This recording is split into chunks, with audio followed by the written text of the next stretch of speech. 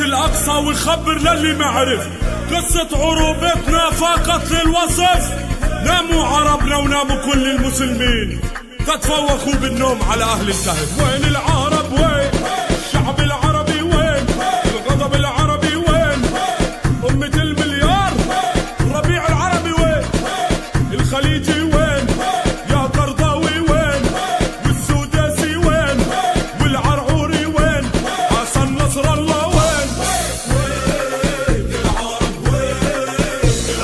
يا حكام العروبة والله طفح الكيل، حكيتوا عن بعض نعاد فرحة إسرائيل واستفردت في أقصانا وعم من ذوق الويل.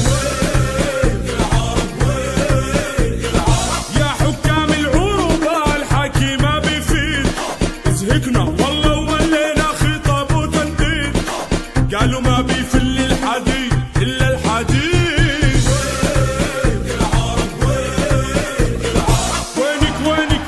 وينك يا أمة المليار؟ الأقصى تحته حفريات وغزة في حصار، ومن أرض الضفة كل لحظة بسريق الجدار. شعب الجبارين هو الحيطة منه، زهرة من زهراته وشبل من أشباله، ليرفع علم فلسطين فوق أسوار القدس ومعادن القدس وكنائس القدس. وين العرب وين؟ وين قطر وين؟ والسعودية وين؟ القرضاوي وين؟ السوداسي وين؟ العرعوري وين؟ شيخ الأزهر وين؟